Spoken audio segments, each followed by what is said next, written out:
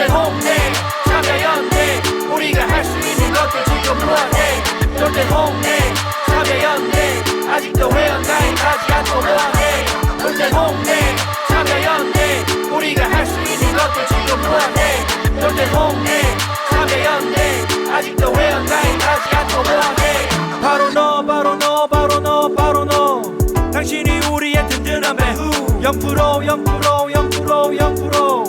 우리가 받는 정부 지원 0% 시위꾼 아냐 시민의 파수꾼 유엔이 인정하는 시민단체 파트너 행동하는 시민과 함께하는 권력 감시기구 참여연대 돌대 홍대 참여연대 우리가 할 수 있는 것들 지금 뭐하네 돌대 홍대 참여연대 아직도 회원 가입하지 않고 뭐하네 돌대 홍대 참여연대 우리가 할 수 있는 것들 지금 뭐하네 돌대 홍대 참여연대 아직도 회원 가입하지 않고 뭐하네. 안녕하세요. 참여연대 김승환 간사입니다. 정부 지원금 없이 회원의 회비로 운영되는 참여연대 함께 해주세요. 포털에서 참여연대를 검색해주세요. 전화번호 02-723-4251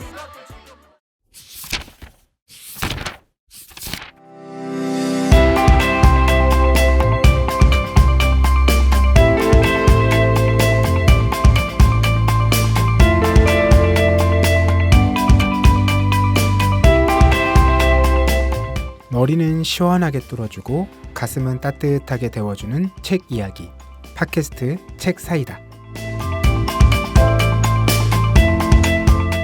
안녕하세요. 참여연대에서 만드는 팟캐스트 책 사이다입니다. 저는 진행을 맡은 박알라딘이고요. 오늘도 황주부님과 김느낌님 나와주셨습니다. 안녕하세요. 네, 안녕하세요. 반갑습니다. 네, 이제 12월 우리가 올해 하는 마지막 녹음 아닌가요? 한 번 더 있나요? 한 번 더 있죠. 한 번 더 있죠. 좀 쉬면 안 되나요? 1년 동안 한 번도 안 쉰 것 같아가지고요. 그러네요. 이렇게 성실해도 되는 건가요? 아니 근데 보통 뭐 이게 매주 하는 거나 매일 하는 건 모르겠는데 뭐 네. 2주에 한 번 하는 건데 또 뭐 저희가 쉬기도 좀 그렇고 그렇지 않습니까? 네. 아니 김느낌님은 네. 올해 휴가가 좀 남아 있으신가요? 아니요. 저 중간에 이제 회사를 한번 옮겨가지고 휴가를 휴가답지 않게 좀 써버려서 이제 올해 휴가는 제가 어제 세보니까 안 그래도 3일 정도 남았더라고요. 그래서 언제 그거를 써야 내가 정말 뿌듯하게 웃으면서 잘 수 있을까 이런 고민을 하고 있습니다 지금. 한 얼마 안 남았네요. 근데 쓸 수 있는 날이 진짜? 그렇죠. 저는 뭐 이미 마이너스 3일째 접어들어서 그게 가능해요? 아니 그냥 결근인 거죠. 어.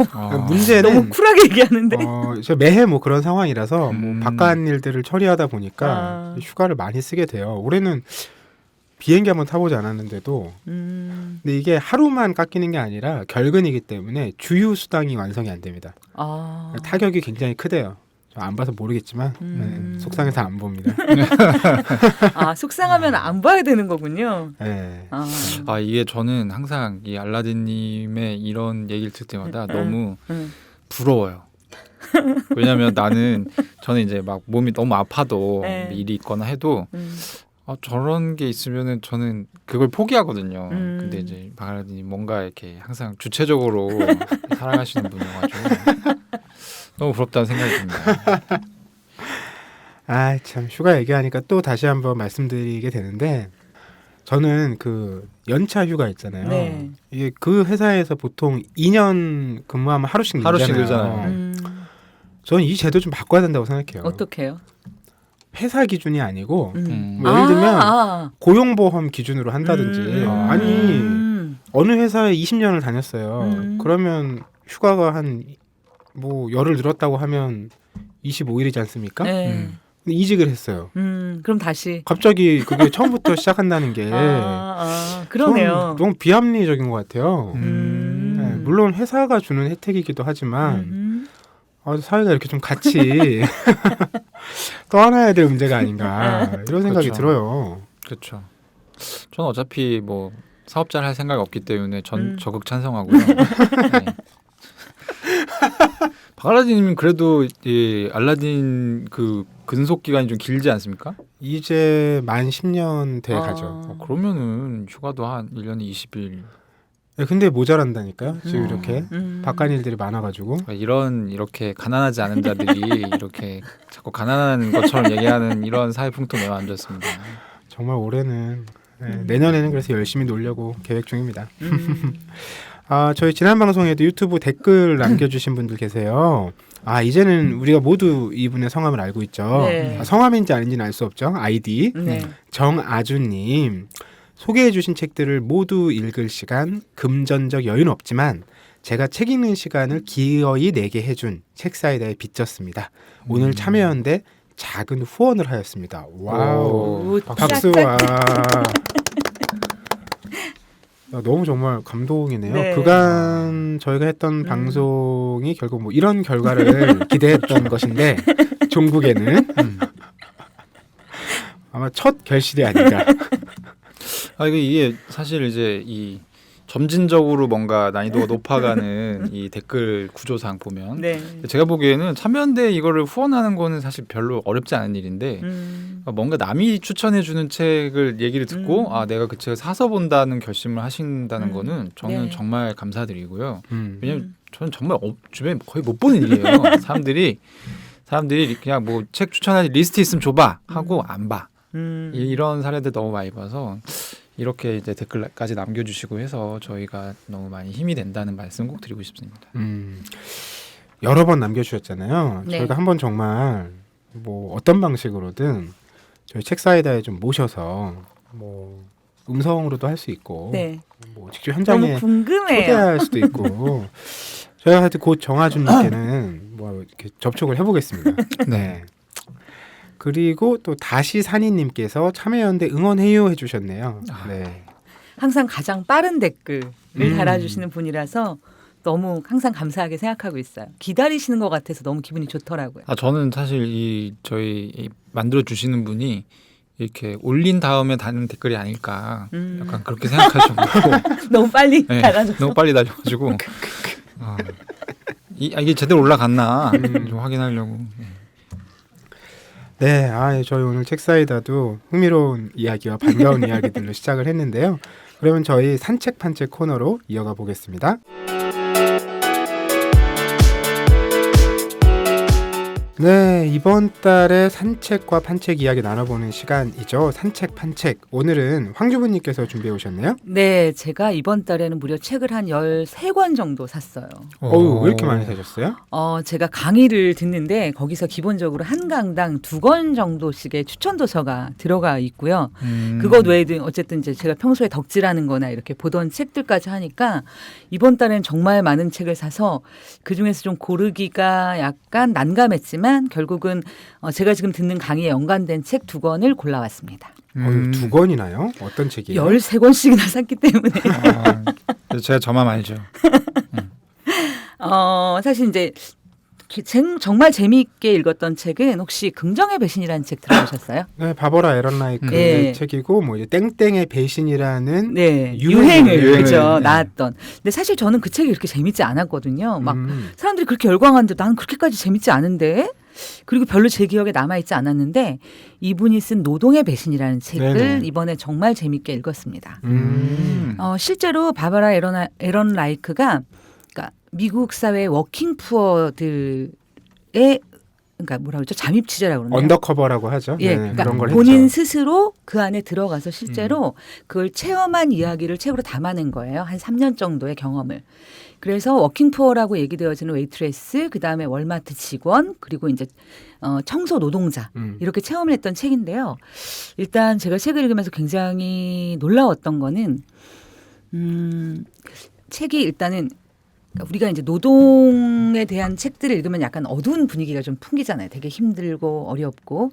근데 굉장히 일단 재미있게 책이 소설처럼 마치 일기나 소설처럼 읽히는 어떤 부분이 있고 또 하나는 우리가 이제 막 분석하는 책에서 막 뭐라고 막 얘기를 하잖아요. 노동을 해도 뭐 가난해지는 사람들이 있어. 이런 이야기가 사실은 적당히 이해는 되는데 잘 이해가 안 되는 거예요. 그런 거 있잖아요. 말을 들으니까 대충 맞는 거는 같은데 그래도 저런 건 뭔가 오바가 있겠지. 그러니까 실제로 뭔가 자기 주장을 하기 위해서 뭔가 좀 가미된 요소가 있겠지. 좀 이렇게 생각하는 경향이 저한테도 있었던 것 같아요. 근데 이 책을 읽으면서는 왜 일하면 일할수록 가난해질 수밖에 없는지를 정말 내가 그 속에 들어가서 마치 경험하는 것처럼. 그래서 실제로 전 읽으면서 몸이 아팠어요. 막. 그러니까 웨이트리스라고 하는 그 직종에서 일을 하는데 우리가 보통 8시간 노동을 하잖아요. 근데 이 8시간 노동 동안 단 한순간도 쉬는 꼴을 못 보게 하는 그런 관리자들이 있는 거예요. 그래서 그냥 8시간 노동 그러면 누구나 8시간 노동을 하잖아가 아니라 그 8시간이 어떨지를 정말 내가 체험하는 것처럼 그래서 막 내가 막 숨이 차는 것처럼 그렇게 느끼고 실제로 체험해 볼 수 있을 것 같은 그렇게 손에 잡히는 것 같은 그런 필력의 책이었고요. 그러면서 그러니까 정말 미국 사회에서 그 지난번 대선에서의 버니 샌더스가 네.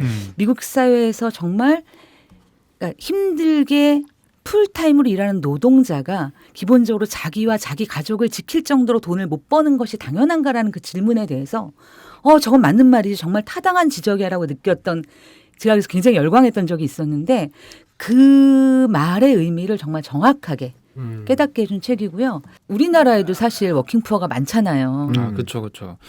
저도 얼마 전에 그 기사를 하나 봤었는데 대한민국에서는 그냥 순수 노동소득만으로 하면 평생 일하면 평균 5억 원 적자래요. 저도 본 기억이 있어요. 맞아. 네. 27세부터 흑자를 내지만 그쵸. 59세부터 적자가 돼서 되기 때문에 맞아. 네. 생애 전체 주기로 보게 되면 5억 원 빚지는 거다. 애기 하나 날 때마다 5억 원씩 그냥 까먹는 거다. 뭐 이런 얘기가 있어서 저는 이제 약간 이게 처음 이번에 시도가 됐던 이게 통계청이 내놓은 2016년 국민 이전 개정이라는 자료에 나오는 내용인데 네.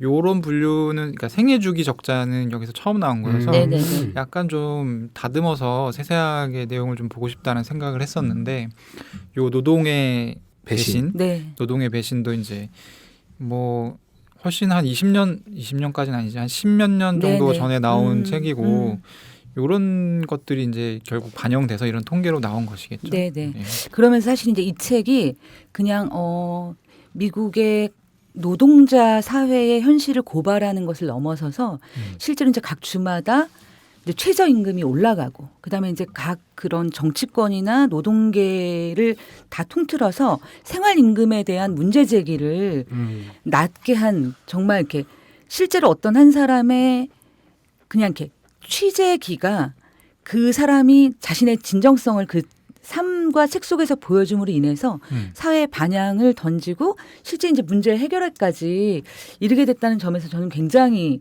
좀 재미있게 봤고요. 그러면서 사실 이제 마지막에 딱 책장을 덮고 느낀 건 뭐였냐면 진짜 자본주의 사회구나 이런 생각을 했어요. 그전에는 솔직히 자본주의 사회라는 게 그냥 우리가 사는 시스템 이상의 어떤 이미지가 아니었어요. 그런데 진짜 노동이 돈을 만들어주는 게 아니라 노동은 할수록 나에게 적자가 되고 나의 삶이 힘들어지고 정말 돈을 만들어주는 사회구나라는 걸 이렇게 너무 뭐랄까 소름 끼치게 딱 느꼈다고 해야 될까요? 그런 단상에 남는 책이었고요. 뭐 한국에서도 유사한 네. 시도 혹은 기획들이 또 여러 있었죠. 뭐 언론사에서 했던 한겨레에서 했던 4,000원 인생 같은 기획도 네. 인상이 있고요. 네. 또 한승태 작가라고 작년에 이제 고기로 태어나서라는 책을 썼는데 그 첫 번째 책이 인간의 조건이라는 책이었어요. 네. 그 인간의 조건이 이분도 지금은 이제 30대 아마 중후반일 텐데 20대 후반부터 뭐 30대 초반까지 뭐 꽃게잡이 배부터 뭐 그런 축산을 하는 그런 곳까지 정말 현장에서 다 이분도 수개월 뭐 이렇게 이상 일을 하면서 네. 그 겪었던 이야기들을 풀어낸 논픽션 책이 있었거든요. 한국에선 정말 드문 이제 유형의 저작이었고 또 그 책이 데뷔작이었거든요. 작년에 이제 고기로 태어나서가 뭐 한국출판문화상 같은 데서 좋은 평가를 받으면서 더 널리 알려졌는데 그 인간의 조건이라는 책 표지가 되게 인상 깊어요. 이렇게 목장갑이 딱 빨간색 코팅된 목장갑이 붙어 있었는데 노동의 배신하고 좀 같이 읽어보면 짝이 잘 되지 않을까 그런 생각이 들었습니다. 네. 한 권 더 가져오셨다고요? 네, 이건 짧게 제가 말씀을 드릴 텐데 실력과 노력으로 성공했다는 당신에게라는 책이에요. 일단 뭐 이유는 상관없이 성공만 해도 다행인데 우리가 이제 흔히 성공한 사람들의 체험기가 굉장히 유행을 했었고, 네네. 그다음에 성공이란 키워드가 굉장히 유행했던 때가 있었잖아요. 그럼요. 한때 그 MBC에서 네. 성공시대라는 맞아요. 방송 기억하시죠? 네. 이런 기업가들 네. 아마 1회가 정주영 회장인가 이랬을 거예요. 그래서 막 이런 사람들이 어떤 방식으로 살아서 성공했느냐 그런 사람들 엄청 나오기도 했었잖아요. 네네. 근데 이 책이 딱 저는 그러니까 제목을 딱 읽는 순간 되게 뭐랄까 약간 그런 도전? 정말 네가 실력과 노력으로 성공했어라고 하는 그런 물음으로 사실은 네네. 읽혔었는데요. 요즘 사실 그 뭐 큰 성공만이 아니라 작은 성공에 대해서도 그 구체적인 과정을 다 따지고 이게 진짜 공정했어? 이게 네 실력과 네네. 노력이 맞아? 이런 이제 질문들이 정말로 많잖아요. 근데 이제 오히려 어떻게 보면 실력과 노력으로 성공했다는 당신에게라고 뭔가 이제 문제 제기를 하는 것 같아서 굉장히 끌렸어요. 그리고 이제 이 책의 메시지는 단순해요. 뭐냐면 실력과 노력은 물론 했지 네가. 근데 정말 성공에는 운이 진짜 중요해라고 얘기하는 책이에요. 그렇죠. 우리가 이제 우리는 그렇더라고 쉽게 얘기를 하지만 아닌가? 아니 그러니까 이게 네. 그러니까 사실은 네. 약간 미묘한 건데 네. 실력과 노력으로 성공했다는 당신에게라고 이렇게 제목을 딱 네. 하면 전 무슨 생각 들었냐면 네. 아 이건 실력과 내 노력으로 성공했다는 애들을 까는 내용이구나 네네. 라고 생각을 했는데 내용이 그거에 약간 달라. 그게 그거보다는 네. 약간 야 이게 아니라 사실 진짜 이유는 운이야 음. 에서 멈춰요. 네. 네, 그래서 저는 좀 아쉬웠고 아, 사실 이제 이런 담론들이 네. 요즘에 많이 나오고 있죠. 뭐 네. 조국 장관 때도 이제 조국 장관의 딸이 네. 뭐 이렇게 했는데 얘가 이제 사실 실력이 없는데 아빠 백으로 뭐 이렇게 해서 간 거 아니냐부터 시작해서 막 엄청 얘기들이 많이 나왔었는데 아무래도 이제 다들 먹고 살기가 힘드니까 근데 이거 또 먹고 살기가 힘들다고 하면 또 그것도 진실이 아닌 것 같은 것이 사실 저 20대가 훨씬 먹고 살기 힘들었거든요. 그 노동의 배신 나왔었던 시기가 2000년대 초인데 네. 2000년대 초에 미국하고 우리하고 최저임금이 거의 3-4배 정도 차이가 났어요. 지금은 한 기껏해야 2배? 2배 안쪽으로 줄어들었어요. 폭이. 상당히 많이 쫓아갔어요. 우리가 열악한 상태에서. 그럼 그때가 더 먹고 살기는 힘들지 않았을까라는 생각이 드는데 요즘은 그 만족을 할 수 있는 어떤 그 기준선 자체가 상당히 많이 올라간 것 아닌가 하는 생각이 들어요. 그런 부분에서 이 책이 굉장히 흥미로운 분석을 전해줘요. 네. 그러니까 예를 들어서 뭐냐면 예전에는 똑같이 그러니까 실력과 노력이 비슷한 사람들이 있잖아요. 그리고 이제 교통과 통신이 발달하기 전에는 실력과 노력이 비슷하면 비슷한 수준의 소득을 올릴 수가 있었어요. 예를 들어서 피아노 공장이 있다. 그럼 피아노는 옮기는데 되게 돈이 많이 들고 리스크가 크잖아요. 그래서 각 지역마다 유명한 피아노 제조사들이 있었다는 거예요. 근데 교통과 통신이 발달하게 되면 어떤 문제가 생기냐면 진짜 잘하는 하나만 빼고 나머지 회사들은 다 망하는 거죠. 그리고 이제 그거를 뭐라고 표현하냐면 승자 독식 사회라고 얘기하는데 맞아요. 실제 능력치가 예를 들어 3 정도의 차이가 나는데 보상은 뭐냐면 all or nothing이라는 거예요. 이런 사회가 가속화되고 이거는 이제 피아노만이 아니라 이제는 뭐 음원 모든 것에서 다 마찬가지라는 거죠. 그리고 클래식 뭐 예를 들어서 성악가 연주가 다 똑같은 거예요. 승자 독식의 사회 구조가 되면서 경쟁은 훨씬 더 치열해지고 이 안에서 정말 노력과 실력이라는 것이 비슷한 개인들 간에서도 진짜 운 좋은 사람이 아니면 독식을 할 수 없다는 거죠. 이제 그런 분석들이 저는 굉장히 정말 흥미롭고 재밌었고요. 그런데 이 승자 독식을 한 사람 결국 이제 승자가 된 사람들이죠. 이 사람들이 가지기 쉬운 게 뭐냐면 내 이 성공의 보상은 정말로 전적으로 나의 실력과 노력이야라고 믿을 때 우리 사회가 예를 들어서 뭐냐면 공공재에 대한 투자라든가 혹은 다른 사람에게 똑같은 기회가 돌아가는 것들에 대해서 아까워하고 왜냐하면 이건 내 실력으로 다 만든 내 거니까 이렇게 되는 경향성이 따른다는 거예요. 그렇게 되면 사회가 점점 어떻게 보면 성공하기 어려운 구조의 사회 그리고 점점 불평등해지고 격차가 벌어지는 사회로 나아갈 수밖에 없다는 이야기를 하고 있고 이제 그랬을 때 이제 어떤 대안들이 있을까에 대해서 대안을 그러니까 지금 이제 소득세에 대해서 우리가 누진세를 적용하잖아요. 네네. 근데 그게 아니라 소비에 대한 누진세를 적용하자는 결론으로 맺고 있어요. 근데 저는 사실 그 부분은 솔직히 그렇게 막 이렇게 다가오진 않았어요. 소비에 대한 누진세 쓰면 저는 소비 안 할 것 같은데. 이제 그런 부분들이 그러니까 소비를 좀 덜하게 하면서 예를 들어서 아까 이제 우리가 기준이 높다 그랬잖아요. 그 기준이 높은 게 뭐냐면 승자 독식의 사회에서 누구나 승자가 되려고 하다 보면 그 기회를 갖기 위해서 과소비를 한다는 거예요. 교육에 대한 소비든 주택에 대한 소비든 이제 그러면서 사회가 뭐냐면 건강하게 투자하고 사회 인프라를 발전시키는 방향이 아니라 각각의 자기가 그 기회를 차지해서 승자의 독식으로 가게 되는 구조로 왜곡된다는 거죠. 그런 의미에서 이제 소비 누진세를 제한하고 있는데 그건 좀 전문적 영역이라 제가 아마 이제 이 책이 네. 이제 로버트 프랭크의 저작 네네. 중에서는 소품에 가깝거든요. 네네네. 이 사람도 뭐 맨큐를 비롯해서 세계적으로 손꼽히는 네네. 경제학 교과서의 저자잖아요.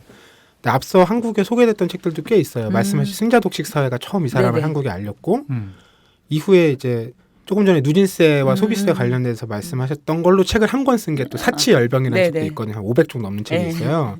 그러니까 그 아이디어에 대한 게 좀 더 궁금하거나 의문나는 네. 부분이 있다면 그런 책들로 이어가서 좀 독서를 해보시면 네. 이 사람 얘기가 얼마나 설득력이 있는지 좀 더 우리가 알아볼 수 있지 않을까 그런 생각도 들어요.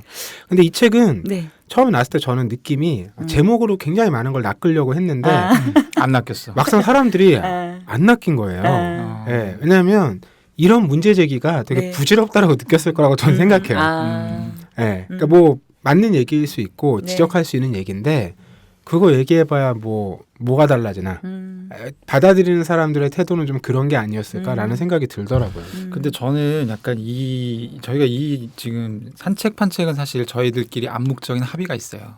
길게 얘기하지 말자라는 합의가 그러게. 있는데 지금 저희가 뭐 낭비되는 시간이 전혀 없었어요. 제가 보기에는 꼭 필요한 얘기를 하는 데만 굉장히 오랜 시간을 할애하고 있는 이유가 전 있다고 생각해요. 네. 그래서 요 책에 가지고 있는 문제의식하고 이제 저는 요 연결시키고 싶은 게 그러니까 결국에 이 책이 얘기하고 싶은 거는 노동보다 그 앞서 이제 얘기했던 그 노동의 배신과 네네. 이제 황주분이 두 권을 읽고 지금 이거 두 개를 제시했던 이유가 전 있다고 네네. 생각해요. 근데 뭐냐면 예전에는 이제 일한 만큼 가져가는 것이 당연한 사회였는데 네. 요즘은 이 노동을 하는 것보다는 잘하는 것, 노동을 잘해서 혁신하는 것이 되게 중요한 사회가 된 거예요. 그리고 혁신을 하는 사람이 승자 독식을 할 수 있게끔 되어 있어요. 네. 그래서 혁신의 레버리지가 엄청 늘어난 거고 요거랑 연결돼서 제가 최근에 이제 읽었던 네. 일 때문에 읽었던 논문이 하나가 생각이 나서 소개를 좀 드리면 이 논문의 제목은 이제 영어 논문인데 구조적인 경기 침체가 로보칼립스, 그러니까 로봇으로 인한 종말 로보칼립스라고 해요. 구조적인 지금의 구조적인 경기 침체는 로보칼립스로 갈 것인가라는 제목의 논문이었어요. 그러니까 간략하게 내용을 설명을 드리면 선진국 중심으로 지금 인구가 다 줄어들고 있거든요. 그리고 자동화가 증가하고 있어요. 그래서 노동 소외 현상이 이렇게 나타나잖아요. 근데 이제 이렇게 됐을 때 사람들이 언뜻 이제 약간 뭐라다면 이 경영주의의 세례를 받은 사람들이 어떻게 생각하냐면 그거 다 로봇을 갈면 되잖아. 그리고 사람들은 그냥 돈만 쓰게 하면 되잖아. 이렇게 생각하는데 네. 이 생산력을 봤을 때 이 생산성의 향상은 자동화로도 이루어지지만 가장 중요한 요소가 이제 혁신이라는 거예요. 네. 이 혁신을 누가 하느냐면 기계는 지금 할 수 없대요. 그러니까 인공지능도 마찬가지고 이 혁신은 무조건 사람이 해야 되는 거예요. 사람이 해야 되는 건데 그 업에서 일하는 사람의 숫자가 줄어들면 혁신의 빈도도 줄어들게 되어 있다는 거죠. 네. 그래서 예, 이 혁신의 빈도수를 맞추지 못하고 그러면 노동 생산성이 떨어질 수밖에 없는데 네. 안 그래도 지금은 출산율이 적고 인구 노령화 현상이 지금 진행이 되고 있어서 일할 수 있는 사람의 숫자 자체가 적어진다. 그러면 이제 우리가 풀어야 되는 문제는 뭐냐면 네. 사람들이 일을 하게 해야 돼요. 그리고 일을 하는 사람들한테 생계를 유지할 수 있는 적절한 보상을 줘야 돼. 그러니까 그렇죠. 말하는 네. 생계 수단을 네. 줘야 되는데 그럼 답이 뭐냐? 국가가 뭐 신뉴딜 정책 같은 걸 펼쳐가지고 사람들한테 계속 월급을 주고 일을 하게끔 하고 혁신이 계속 이어지고 그러니까 이 굉장히 아슬아슬한 줄타기를 계속 이어갈 수밖에 없다라고 하면서 이제 이 사람은 되게 아주 전통적인 의미의 경제학자인데 사실 이제 불과 한 6, 7년 전만 해도 기본소득 얘기하면 다 그냥 사짜, 사기꾼 뭐 이런 취급받는데 요즘에는 좀 많이 달라졌죠. 논의가 예, 논의가 되고 예. 있잖아요. 이 사람도 기본소득 얘기를 해요. 음. 기본소득을 명시적으로 얘기는 하진 않아요. 근데 비전통적인 방식의 소득 분배를 고민할 필요가 있다라고 네. 표현을 해요. 결론으로. 그래서 이제 어쨌든 기본소득으로 이제 이게 연결이 되는 건데, 그래서 제가 생각할 때는 황주부님이 제기하신 문제도 이런 현상이 있고 이런 현상이 있는데 왜 과거와는 다른 이런 현상들이 벌어지는가. 그래서 이제 그것들이 제가 볼 때는 단순히 이 책 2권에 대한 독해로 끝날 것이 아니고 그렇죠. 상당히 많이 얘기가 될 네. 것이고, 이 주제 이 책을 처음 보시고 이런 얘기를 처음 듣는 독자분이라고 할지라도 지금부터라도 이 책에 대해서 이 논의에 들어오실 필요가 있을 것 같아서 이런 배경 설명을 드렸습니다. 네. 다음에 주제로 네. 좀 성공의 비결 이런 거 하나 정해서 각자 생각하는 성공의 의미에서부터 성공의 비결 문칠기삼 아닙니까? 네, 그러니까요. 그런 식의 각자 접근 방법이 있기 때문에 네. 얘기 한번 나눠보면 좋겠다는 생각이 드네요. 네. 네, 오늘 산책판 책은 황주부님께서 가져오신 2권의 책 로버트 프랭크의 실력과 노력으로 성공했다는 당신에게, 그리고 바버라 에런 라이크의 노동의 배신 2권으로 이야기 나눠봤고요. 그럼 저희 오늘의 주제책으로 이야기 넘어가 보겠습니다.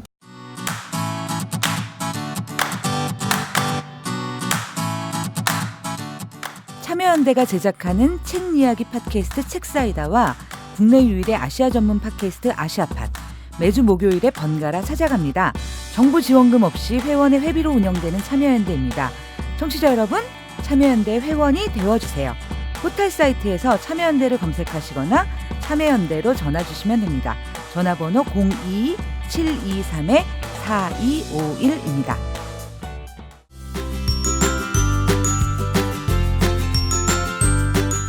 네, 오늘의 주제책 시간입니다. 한 가지 물음이나 주제에 대해서 각자 자기 색깔에 맞는 책을 골라와서 이야기 나누는 시간이죠.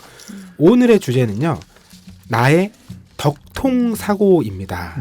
네, 이 교통사고를 빗대서 만들어진 말이죠. 네. 그러니까 어떤 그러니까 내가 여기에 탁 빠지게 만든 이 계기나 단초가 된 그런 책, 요걸 한번 골라오는 거였는데, 앞서 황주부님 얘기를 길게 들었으니까 그렇죠. 김느낌님의 덕통사고. 네. 왜냐면 김느낌님은 또 덕이 덕이 여러 갈래에 걸쳐 있으시잖아요. 그렇죠. 예, 그렇다고 할 수 있습니다. 네, 어떤 실마리를 가지고 풀어오셨는지 궁금해요. 안 그래도 이 주제를 굉장히 어렵게 정했어요. 저희가 거의 한 1시간을 궁리하다가 저희 이제 제작진과 함께 5명이 머리를 맞대고 주제 뭘로 하냐. 2019년의 마지막 주제를 하다가 이제 어렵게 정한 주제고, 굉장히 흡족해했습니다. 이 제작진에서 그렇죠. 굉장히 힙한 덕통사고라는 단어를 우리가 쓸 수 있으니 좋다. 이렇게 해서 저도 되게 고민 많이 했어요. 근데 왜냐하면 이 덕통사고가 사실 남이 이해할 수 없는 경우가 많아요. 그렇죠. 내가 당하는 거기 때문에. 그렇죠. 네. 네. 그래서 나 혼자 얘기하면은 너무 외로울 것 같고 이렇게 하다가 물어봤어요. 그래서 이제 이런 책 어때요? 저런 책 어때요? 했는데 황주부님하고 이렇게 얘기를 해가면서 황주부님이 공감할 수 있는 주제를 찾다 보니 가져온 책은 이우혁 씨의 퇴마록입니다. 전설의 시기군요. 암만요. 아니 이거는 근데 한국의 지금 30대들의 네. 30대 이상. 30대 이상의 한 200~300만 명 정도에게 덕통사고를 가져왔던 책 아니에요? 그렇죠. 네. 이게 아마 누적은 1000만 부 넘게 팔렸을 텐데요. 그렇죠. 네. 이게 누적으로 치면 거의 이문열의 삼국지급의 그리고 베스트셀러. 빌려본 분들은 더 많으실 것 같아요. 그렇죠. 그리고 이제 교실 뒤에서 네. 수업 시간에 네. 이렇게 본 친구들도 많이 있고 그렇겠죠. 그러면 김느끼님께서는 테마로 이거 처음 나왔을 때 딱 보셨어요? 네, 처음부터? 처음 나왔을 때 딱 봤고 저는 지금 전권을 다 소장하고 있습니다. 전권. 그리고 오늘 전권 굉장히 소장. 기분이 나빴어요. 그리고 이 오랜만에 전권 소장하고 있지만 책을 본 지는 되게 몇 년 지났는데 오랜만에 보고 기분이 좀 나빠졌던 게, 이게 책이 이게 여기 계신 분들은 좀 보고 계신데 바랬어요 다. 네. 예, 분명히 흰색이었는데 지금은 약간 커피 색깔처럼 이렇게 변해서 내가 나이가 이렇게 먹었나 이런 생각이 또 들고, 그렇습니다. 그 위에 이렇게 책 도장 같은 것도 그때 찍어두신 거예요? 아 이거는 이제 제가 한참 허영심이 많던 20대 초반에 이제 책을 또 이제 사랑하는 사람들 책 도장을 산다고 해서 요즘 책 등에다가 이렇게 다 꼽아놨던 네, 도장을 찍어놨던 뭐 이런 건데요. 이 책은 뭐 내용은 다 아시겠지만 또 20대 독자들은 모를 거예요. 거의 저는 이 책을 이렇게 평가하는데 한국 오컬트의 시초입니다. 네. 여러분이 보시는 검은 사제들, 뭐 사바하 다 여기서 나온 거예요. 그렇죠. 그렇게 그렇죠. 봐야죠. 네, 네. 그렇게 봐야 되고 그리고 저는 또 잊을 수 없는 에피소드가 퇴마록에 나오는 퇴마사가 원조 퇴마사가 4명입니다. 네. 신부님 하나, 그리고 이제 싸움 잘하는 아저씨 하나, 그리고 몸에 이렇게 신이 들어가 있는 그 여자분 하나, 그리고 이제 좀 이렇게 애기 무당 같이 생긴 꼬마애 하나가 나오는데 이 꼬마애가 약간 제 이미지예요. 오, 그랬어요. 그런 얘기 굉장히 많이 들었어요. 어렸을 때. 아. 그 당시에. 어렸을 때 제 별명이 애기 무당. 어. 그래서 네, 영화가 된다면 네. 그거는 이제 김 느낌을 써도 된다. 네. 이런 얘기 굉장히 많이 지금 한번 쉬어가 제가 너무 흥분해가지고 본명을 얘기하는 바람에 네. 영화화가 또 됐었잖아요. 네, 영화 됐었죠. 안성기가 씨. 예, 네, 신부님 신부님으로. 역이었어요. 네. 신부님 왕으로 네. 나오고 이제 뭐 했는데 영화 망했죠. 그리고 이제 그 영화 때문에 사실 한국 오컬트 영화가 제작 및 개봉이 한 7년 정도 늦춰졌다는 네, 아. 그런 얘기가 있을 정도로 망작이었는데 어쨌든 책 자체는 저는 굉장히 재밌게 봤고요. 지금도 이제 이우혁 씨의 팬입니다. 이우혁 씨 같은 경우는 테마록은 사실 그때는 없었던 주제였어요. 이런 주제가 한국에 없었고, 맞아요. 그렇죠. 네. 그리고 이제 여기 보면은 뭐 신부님 그리고 이 싸움 잘하는 분은 도가 계통의 이 뭔가 뭐라 해야죠? 하여튼 공력, 무역재 많이 나오는 그쵸. 그런 걸 쓰시고 그리고 신이 몸속에 있는 여자는 약간 그 밀교 전통의 그러니까 약간 힌두교 밀교 이쪽 쪽에 이제 신이 몸속에 들어가 있는 거고 그 이제 애기 무당 닮은 꼬마애도 밀교의 주술을 쓰는 그래서 여러 가지 종교와 여러 가지 그런 사람들의 상상력을 자극하는 그런 종교와 어떤 뭐 카톨릭도 약간 퇴마 의식 뭐 네. 이런 것들이 나와서 굉장히 저는 흥미롭게 봤었고 이 책이 또 정립한 하나의 뭐라고 할까요? 이게 문화라고 할까요? 소설에 이런 식의 주석이 들어간 게 이 책이 처음이에요. 이 책은 한 편이 끝나면 네. 그 편에 나왔던 주술, 아 맞아. 뭐 등장인물, 신, 뭐 맞아요. 이런 거에 대한 설화, 뭐 이런 거에 어. 대한 주석을 한 바닥을 써요. 그래서 나중에 주석집이 따로 출간됐어요. 아 기억이 나요. 그 주석집이 더 재밌어요, 사실. 솔직히 얘기하면. 네. 왜냐하면 초기에는 이분이 이제 공대생이에요. 소설 잘 못 써. 지금 보면 별로 책이 재미가 없어요. 근데 그때 당시에는 너무 이 신선한 소재, 신선한 정말. 소재와 네. 그리고 그때 당시에는 다 못 썼어요 책을 보면 다 비슷비슷한 수준. 네. 아니 황주부님도 그러면 그 시점에 막 나왔을 때 90년대 당연히 초반 읽었죠. 아. 제가 그리고 이런 장르를 좋아해요. 사실은. 근데 그런 장르를 어떻게 좋아하게 됐지를 생각해 보면 퇴마록이 시작이었던 것 같아요. 저는 전설의 고향도 못 받은 사람이거든요. 무섭거나 약간 기이한 얘기들이 되게 이렇게 낯선 게 되게 공포라고 느껴졌는데 이 책을 보고 난 어쨌든 시점은 비슷한 것 같아요. 그 이후에는 이런 뭐죠 이렇게 오컬트라고 되어진 이런 영화라든가 그러니까 꼭 공포 영화는 아니더라도 네. 스릴러라든가 이런 장르들에 굉장히 흥미가 생겨서 지금 약간의 덕질을 하고 있고요. 제가 사실 퇴마록을 기억하는 건 저랑 느낌님의 그 기억이 달랐어요. 저는 퇴마록의 마지막이 그 운주사 하순 운주사의 천불천탑 거기서의 대전투라고 기억하고 있어요. 아, 네. 그게 국내 편의 마지막인가요? 아마- 전체요? 국내 편의 마지막이 아니고 그 네. 혼세 편의 아. 초입에 아주 작은 에피소드. 저는 근데 그게 마지막으로 기억할 만큼 왜냐하면 제가 나는 태어나서 처음 들은 거예요. 하순의 운주사가 있고 거기에 천불천탑이 실제 있대요. 상상 속이 아니라. 그래서 도대체 어떤 데지라고 진짜 찾아가 본 거죠. 제가 이 에피소드는 네. 얘기 설명을 드릴게요. 왜 이게 설득력이 있냐면 그 화순 운주사의 근처에 보면 천불천탑이라는 게 있어요. 근데 이제 이 소설적인 설정에서 보면 이 천불천탑의 이 와불이라고 해서 굉장히 큰 누워 있는 부처님 모양의 석상이 있는데 네, 그 약간 언덕 올라감이 있죠. 네네. 그렇죠. 네. 요걸 일으키면 어떻게 될까라는 생각이 이제 처음에 이 소설적 상상력이 시작이었던 것 같고 그래서 이제 뭐 나쁜 놈들이 이 와불을 일으키려고 합니다. 그래서 이제 일본에서 온 나쁜 놈이었나요? 네. 일본에서 온 나쁜 놈들이 이 대한민국의 기운을 일본으로 흘려보내기 위해서 와불을 일으키는데 뜬금없잖아요. 왜 이게 일어나면 이게 흘러가나? 거기서 이제 실존하는 실제 이제 있는 운주사 근처에 천불천탑이라는 게 있는데 근처가 아니고 들어가는 입구와 들어가는 그 주변. 주변에. 근데 이제 이게 왜 생겼냐면 한반도 자체가 배 형상이기 때문에 이제 안정적이지 않다는 거예요. 대륙의 기운이 한반도에 모이는데 안정적이지 않아서 추의 역할을 할 만한 것을 운주사 근처에 천불천탑을 만들었다. 그러니까 이게 옛날에 그 일제시대에 뭐 전기를 깨기 위해서 뭐 새말뚝을 박았다 이런 거랑 비슷한 수준의 사실은 논리인데 소설 보는 사람은 재밌거든요. 이게 뭔가 서사가 있으니까.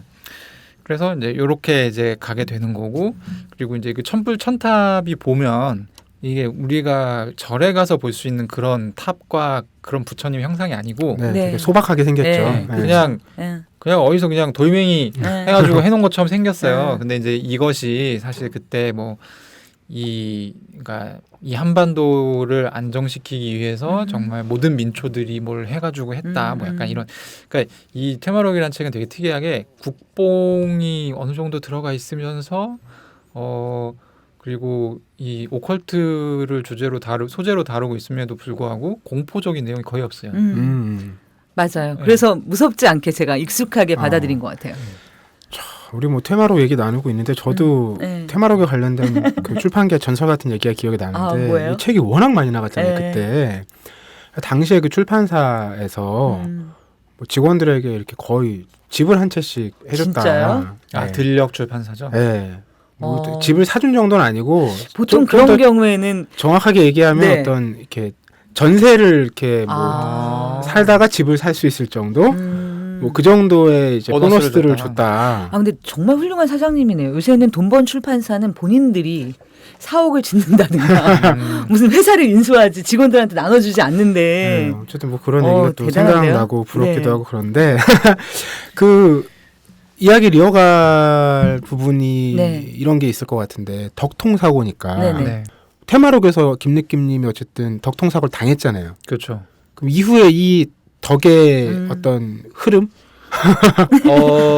어떻게 이어지나요? 본인의 이 삶에서. 덕의 흐름이 일단은 퇴마록의 기운이 저의 생활의 전반을 상당히 많이 지배하고 있습니다. 요즘에도. 아 진짜요? 어떻게? 그 원는 소설이나 보면 되게 멋있는 말들이 나오잖아요. 근데 여기서 제일 멋있는 말이 뭐였냐면 등을 보여주는 사람이라는 표현이 있어요.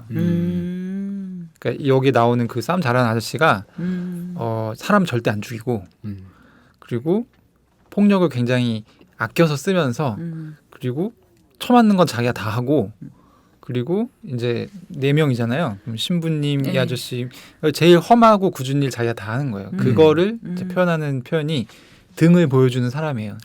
여기 나오는 그 꼬마애가 봤을 때 항상 그 아저씨는 자기한테 등만 보여주는 사람이었다는 거예요. 너무 좀 문학적인 표현 아닙니까? 네. 공돌이가 썼다기에는. 그래가지고 등을 보여주는 사람이 되고 싶다라는 생각을 가지고 살았고 항상 등을 보여주는 사람은 아니었지만 제 생활의 많은 부분에 이제 영향을 미쳤고 그리고 이제 테마록으로 입문을 한 애들이 대부분 보면 저뿐만 아니라 비슷한 루트를 갑니다. 오컬트로 이제 가지치기를 또 하나 하고 아주 쉽게 판타지와 무협지의 세계로 빠져들어요. 그러면 이제 거기서 이제 또 요 책 다음에 제가 이제 덕통사고를 당했던 책이 이영도의 드래곤 라자. 네. 저는 묵향. 드래곤 라자 같은 경우는 거의 그러니까 이게 그 드래곤 이후에 라자도, 예. 그 이후에 네. 제가 뭐 니체나 철학 처음에 공부하면 니체는 다 좋아하잖아요. 네. 근데 이제 니체나 뭐 이런 철학 책들에 이제 탐닉하면서도 사실 지금 저의 코어를 유지하고 있는 거는 드래곤 라자라고 볼 수 있습니다. 이야. 이렇게까지 얘기할 수 있다니 너무 놀라운데. 그래서 제가 여기서 이제 설명할 수 있는 또 하나의 책이 있는데 은하영웅 전설이에요. 네네. 우리 다 갑자기 취향이다. 은하영웅 전설은 근데 저는 은하영웅 전설은 안 봤습니다. 어? 그러니까 이게 있어요. 이게 항상 유행이라고 해서 다 그걸 쫓아갈 수 있는 게 아니에요. 그러니까 저는 그때 친구들이 은하영웅 전설을 본 친구들이 있고 못 본 친구들이 있어요. 그러니까 저는 은하영웅 전설은 꼭 해적판으로 한 중학교 2학년이나 중학생, 그러니까 중학교 1, 2, 3학년 정도에는 꼭 봐야 되는 책이다. 왜냐하면 이 민주주의에 대한 이걸 확립하기 너무 좋은 텍스트예요. 그리고 그 책을 보면 예외 없이 다 민주주의자가 됩니다. 네. 그래서 굉장히 좋은 텍스트라고 생각하고. 저는 여기서 한 권 추천하고 싶다면 제가 전권으로 소장하고 있는 책이 있어요. 뭐요? 북해의 별. 북해의 별. 북해의 별은 약간 이런 공적인 어떤 그런 그런 거보다는 개인의 취향이 많이 반영되는 것 같아요. 전체적으로 지금 2020년을 앞에 두고 너무 이 과거로 돌아가고 있는 게 아닌가. 동사고니까요. 그래서 드는데. 제가 그래서 그런 생각했어요. 나중에 이제 은하영웅 전설 본 다음에는 요즘 운동권이 없지만 저도 운동권이 아니었지만 내가 만약 요즘의 운동권이라면 2020년 살아가는 운동권이라면 이런 소설을 쓸 것 같다. 나의 이 운동권스러운 이 성향과 취향을 쏟아부어서 아주 매력적인 캐릭터가 나오는 소설을 만들면 좋지 않을까 이런 생각을 했고 그렇습니다. 저는 테마록 하니까 기억나는 게 저도 처음 나왔을 때 바로 읽었거든요. 근데 저는 국내 편까지만 읽고 그다음에 뭐 세계편, 혼세편 가잖아요. 그 세계관에서부터는 못 따라갔어요. 저는 되게 정말 현실 상황에 관심이 많은 중학생이었거든요. 그래서 이게 막 세계가 퍼져 나가는 상황에서 도저히 못 따라가겠더라고요. 그러니까 이게 테마록은 국내 편까지만 보면 밀도가 좀 높아요. 오히려 문학적인 밀도가 높고 근데 세계편, 혼세편으로 가게 되면서 약간 6시 내 고향 같은 느낌이 있어요. 그 고장의 특산품과 풍물 뭐 이런 것들을 아주 간략하게 소개하는 6시 내 고향, 그러니까 거의 에피소드 위주로 넘어가고요. 그 이후로는 저는 이 말이 지금 공감이 가요. 기억이 나네요. 하여튼 국내편은 굉장히 재밌게 봤던 기억이 납니다. 자, 퇴마록의 이 덕통사고 같이 맞으셨던 황주부님은 본인의 덕통사고는 어떤 책을 가져오셨을까요? 지금 얘기를 들어보니까 이 덕질이라는 게 딱 시기가 정해져 있는 것 같아요.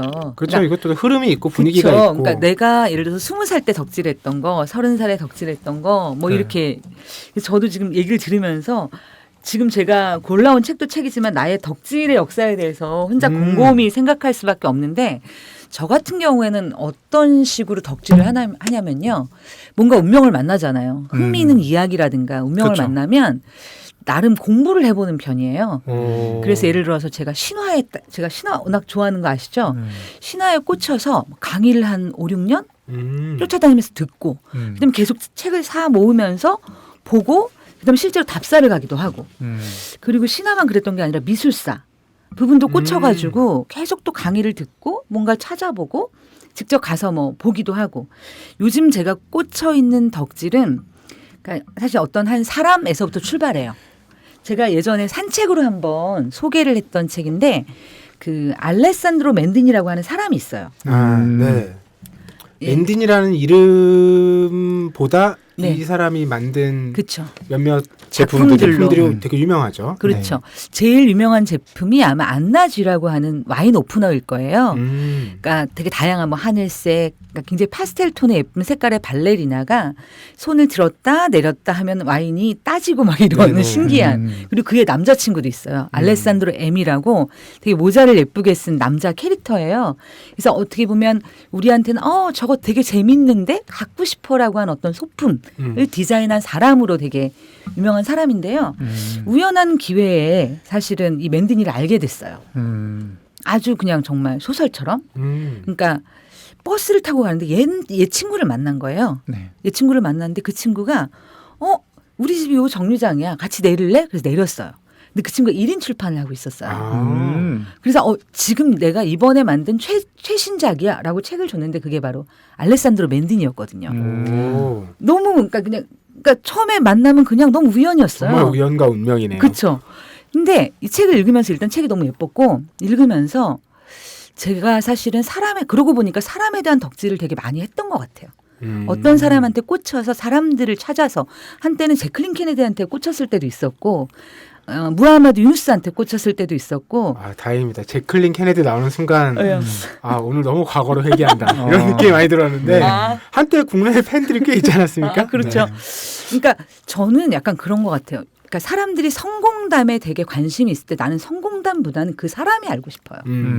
일종의. 그러니까 이 사람의 성공의 비결이 뭐지? 1, 2, 3를 배워서 내가 뭐 어떻게 하겠다가 아니라 이 사람의 되게 종합적인 면모 속에서 왜 이 사람이 이렇게 행동했는지가 너무 궁금한 사람인 거예요.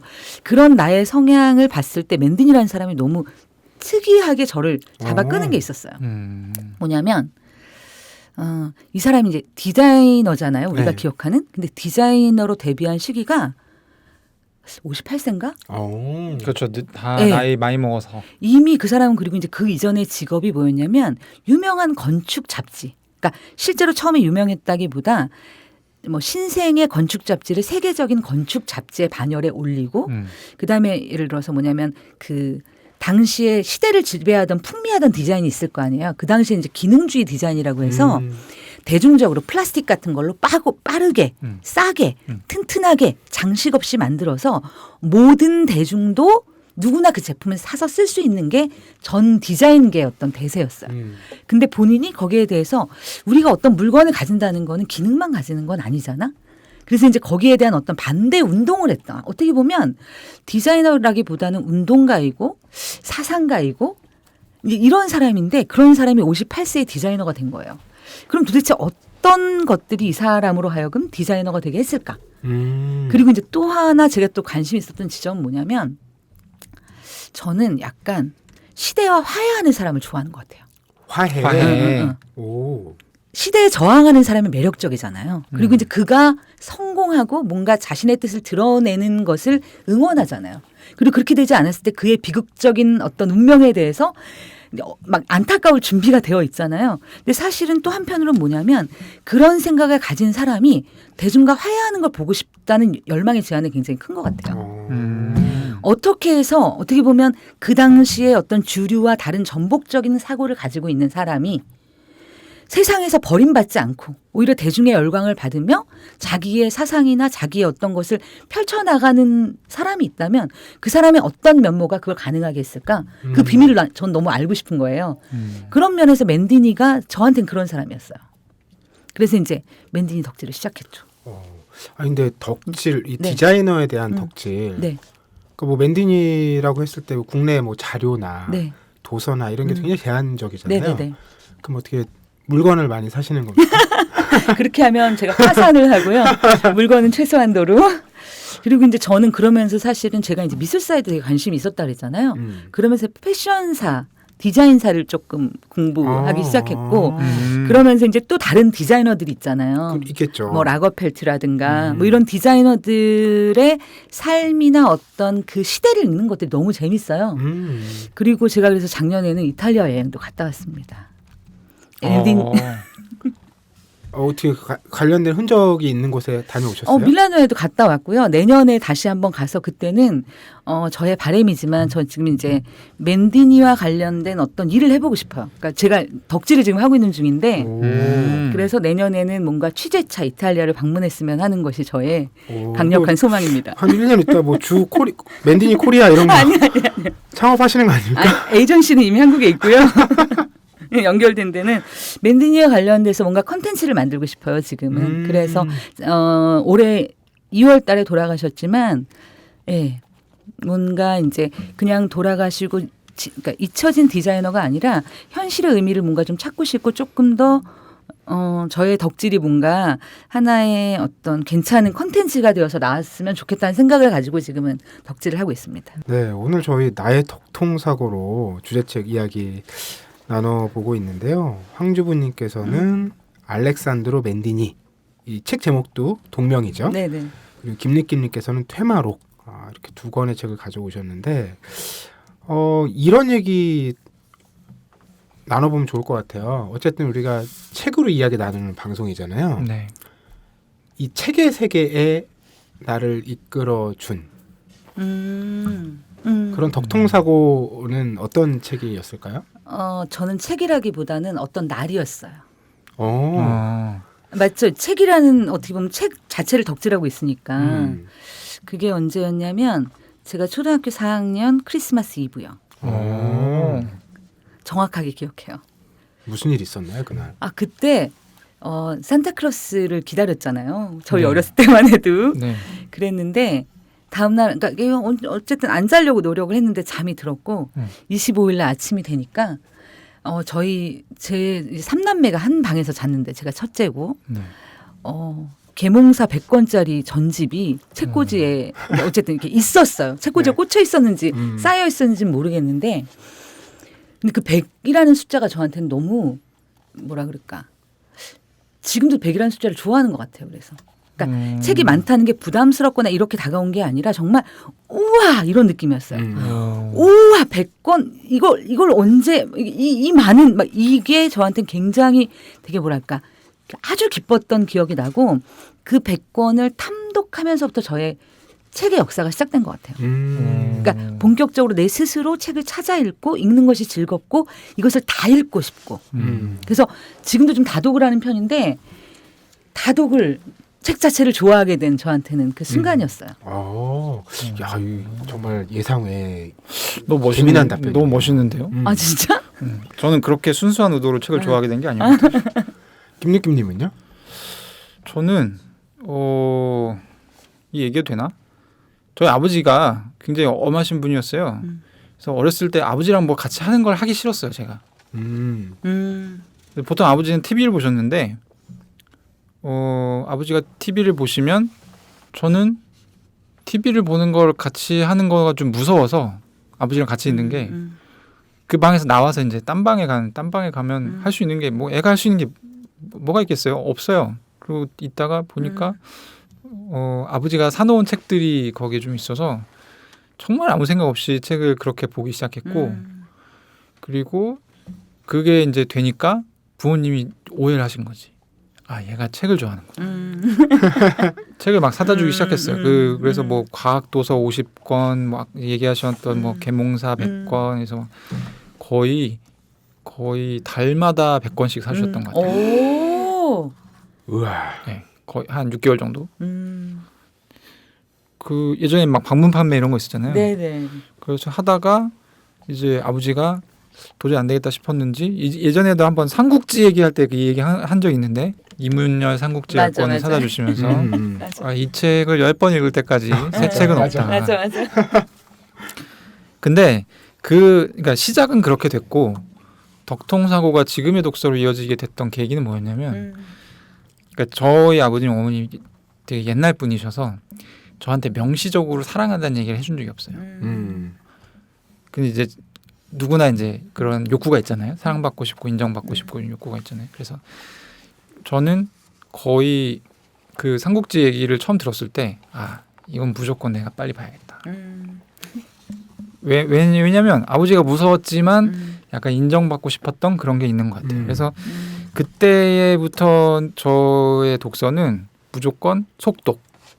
왜냐면 속독을 해야 애들이 알아주거든. 너 책 좀 보는구나 이렇게 되니까 속독. 막 이렇게 해서 그렇게 이제 부질없는 독서 시간을 보내다가 군대에 가서 책마을이라고 네. 있어요. 그 3군 행정병들을 모아놓은 인트라넷 동아리 같은 게 있었거든요.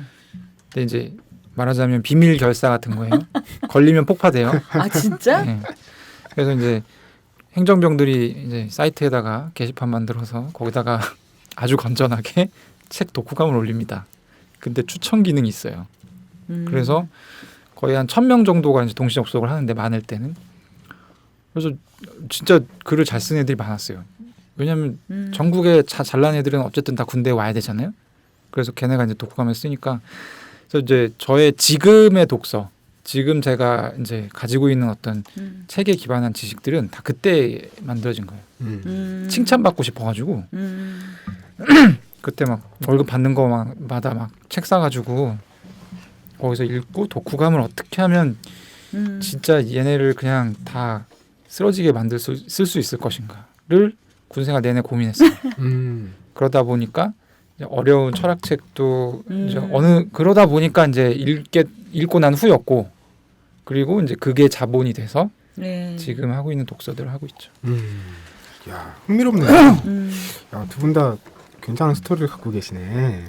그런가요? 그럼요. 박알라딘님은 뭐 어떻게? 뭐 저는 뭐 어떻게서부터 어떻게 설명해야 될지 모르겠지만 저도 황주부님 얘기를 듣고 나니까 어떤 사건이 떠오르긴 하네요. 그때가 1996년이었는데요. 제가 중학교 3학년 때입니다. 네. 저희 동네에 처음으로 도서관이 문을 열었어요. 전 도서관에 가보고 정말 깜짝 놀랐어요. 책이 너무 많아서? 아니 많다기보단 네. 다양해서요. 음. 그 전에도 저희 시 읍내에 사거리에 있는 동네 서점에 전 정말 불이 나게 다녔거든요. 그래서 뭐 단행본이라는 개념도 그때 이미 알고 있었고 신간들을 가서 자주 봤어요. 근데 동네에 어떤 규모를 혹은 동네의 어떤 그 소득의 수준, 크기 이런 걸 보여줄 수 있는 게 그 동네 서점에 잡지가 얼마나 다양하게 들어오냐로 알 수 있거든요. 근데 저는 그 뭐 서울 외곽이긴 했지만 근처에 위성도시긴 했지만 거의 시골과 다름없는 곳에서 자랐기 때문에 잡지가 몇 개 들어오지 않았어요. 근데 도서관이 문을 가봤더니 와 세상에 이렇게 많은 얘기들이 매달 이렇게 쏟아진다고 깜짝 놀랐어요. 그래서 그때 막 세미 깊은 물 그리고 한겨레 21도 아마 94년인가 95년인가 창간일 거예요. 그런 이제 주간지 시사 주간지 막 이런 거를 그때 막 너무 신나는 거죠. 왜냐하면 다 세상에서 내가 모르는 얘기들이 이렇게 많이 벌어지고 있고 이게 매달 나온다는 저 잡지에 너무 놀란 게 단행본은 그냥 나오면 축적이 되잖아요. 그렇죠. 근데 이런 얘기가 매달 나온다는 게 너무 깜짝 놀라가지고 맨날 그 잡지 있는 데만 가서 잡지를 엄청 봤어요. 그러면서 제가 원래 전형적인 이제 수학 좋아하는 이과에 지향하는 사람이었는데 그러면서 완전 문과로 전향이 된 거예요. 완전 삶을 바꿔놨죠 그 도서관이. 제가 그 도서관을 작년인가 굉장히 오랜만에 한 10여 년 만에 네. 그 동네 갔다가 잠깐 들어가 봤거든요. 야 근데 정말 그런 얘기 하잖아요. 너무 작다? 지금 가보니까 여기 뭐 2층에 그 열람실의 장서 수가 뭐 나도 이 정도 있지 않나? 이 정도로 안 크더라고요. 근데 하여튼 그 도서관이 너무 기억에 남아요. 예. 그래서 제가 아까 테마랑 얘기할 때도 그랬잖아요. 내가 이 책을 이렇게 재밌게 봤나? 그러니까 이미 내가 이 책을 너무 재밌게 보던 시절보다 내가 너무 커진 거야. 독자로서 많이 커지게 돼서 사실 이제 책은 업데이트가 안 되니까요. 예전에 나왔던 그대로 있는 거고. 좀 그런 면에서 사실 이게 그냥 되게 우발적으로 사실 정해진 주제거든요. 네. 나의 독도서고라는 주제가. 근데 다들 한번 이런 걸 좀 생각해 보시면 되게 재밌을 것 같아요. 그러네요. 저도 한 가지만 더 생각이 나는 경험이 있는데 제가 지금과 같은 독서 이렇게 생각하니까 고등학교 2학년 때 제가 독서 모임이라는 서클을 했어요. 근데 사실 그 전까지는 책을 읽고 누구랑 얘기를 한다는 게 그런 걸 해야 되는지도 모르고 왜냐면 그리고 이제 그 당시 우리가 읽었던 책들이 뭐 이렇게 대단한 책들이 아니고 저는 이제 중학교 때는 로맨스 소설. 그다음에 그 당시에는 물론 뭐 이문열, 이회수 이런 작가들이 막 나오고 있던 때지만 우리가 막 소설 읽고 누구랑 막 공유하지는 않았던 것 같아요. 이야기를. 근데 독서 모임에서 뭔가 그러니까 쟁점이 있는 사람이나 혹은 이야기를 가지고 서클에서 처음 이야기를 하면서 나의 생각을 예를 들어서 그냥 나에게 일어났던 사건이 아니라 나의 생각을 어떤 객관적인 매체를 중심으로 얘기를 할 수 있는 경험 자체가 너무 신선하고 너무 재밌었던 것 같아요. 그러면서 오히려 독서에 대해서 굉장히 좀 진지하고 조금 그전까지 읽었던 책과는 다른 결들의 책들, 소설 말고도 다른 책들이 되게 많구나. 그리고 책을 읽고 뭔가 나의 생각을 남들하고 나눠봐야 되겠구나라는 생각을 하게 됐던 계기인 것 같아요.